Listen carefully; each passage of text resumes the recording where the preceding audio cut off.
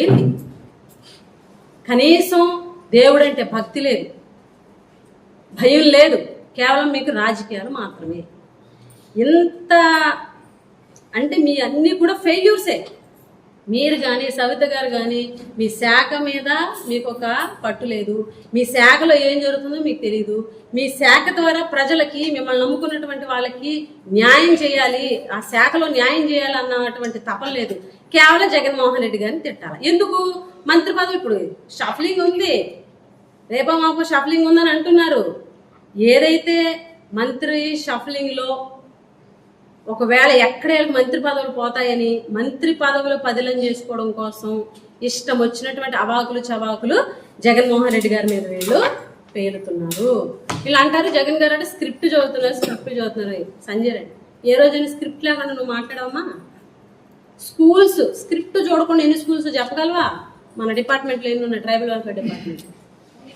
Script చూడకుండా అసెంబ్లీలో మాట్లాడగలవా? ఏ రోజైనా పేపర్ చదవకుండా స్క్రిప్ట్ ఆన్సర్ ఇవ్వగలవా? స్క్రిప్ట్ అంటావు. నిన్న చూస్తే సవిత, ఆవిడ కూడా పేపర్ చదివి చెప్తుంది. తల్లి చెల్లి అంట. మీ సహచర మంత్రి సవిత గారు వాళ్ళ అమ్మగారే ఆవిడ మీద కేసు పెట్టారని అప్డౌట్లో ఉంది. సవిత గారి తల్లి. దీనికి ఏమంటావు?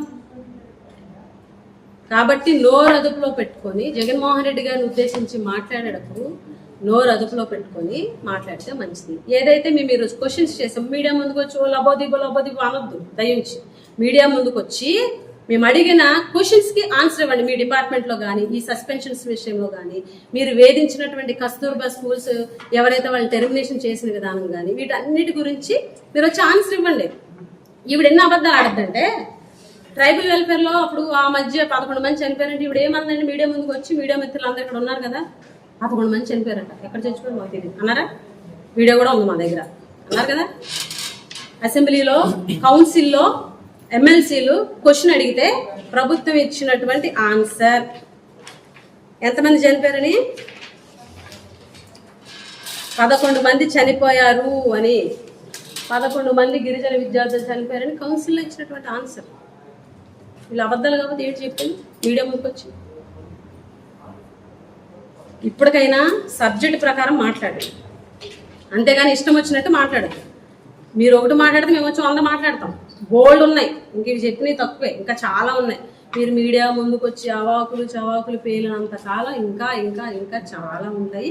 ఇంకా ఆటలు పెట్టి లాగుతున్నాము. మొత్తం మీ యొక్క ఏదైతే మీ దాచుకోవడం స్కీమ్ ఉన్నాయి కదా, అవన్నీ లాగుతాము. కంగారు పడకండి, ఏమి టెన్షన్ పడద్దు.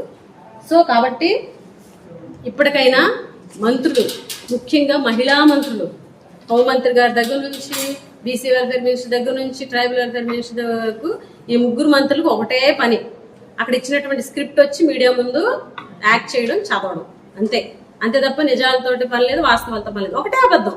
మీరు కింద పేర్లు మాత్రమే మారితే ఒకటే తల్లి చెల్లి గొడ్డలు, అంతే హెడ్డింగ్. కింద ఈరోజు హోంమంత్రి, ఈరోజు బీసీ వెల్ఫేర్ మినిస్టర్ సవిత, ఈరోజు సంజయ్ రెడ్డి. మ్యాటర్ సేమ్ ఉంటుంది, ఫోటోలు మారుతాయి, మ్యాటర్ హెడ్డింగ్ కొంచెం మారుతుంది. ఎంత కన్స్ట్రక్టివ్గా వీళ్ళు అబద్ధాలు చెప్తారంటే, ఫస్ట్ చెప్పాను కదా మీడియాలో వస్తుంది, తర్వాత పోలీసులు విచారణకు వెళ్తారు, తర్వాత వీళ్ళు వచ్చి స్క్రిప్ట్ చదువుతారు. అంటే కోరుండి జగన్మోహన్ రెడ్డి గారిని బ్యాడ్ చేయడానికి, కావాలనే ఈరోజు డైవర్షన్ పాలిటిక్స్ చేయడానికి వీళ్ళు చేస్తున్నారంటే నిదర్శనం మన సవిత మాట్లాడితే ఈనాడు పేపర్లో ఫస్ట్ పేజ్, సంజయ్ రెడ్డి గారు మాట్లాడితే ఈనాడు పేపర్లో ఫస్ట్ పేజ్. అంటే దాన్ని బట్టి అర్థమవుతుందిగా ఇదంతా పెద్ద స్క్రిప్ట్ అని. ప్రజలన్నీ గమనిస్తున్నారు, వస్తున్నాయి, కాబోయే రోజులు వస్తున్నాయి. కాబోయే రోజుల్లో గట్టిగా మీకు బుద్ధి చెప్పే రోజు కూడా వస్తుందని కూడా తెలియజేసి సెలవు తీసుకుంటాం.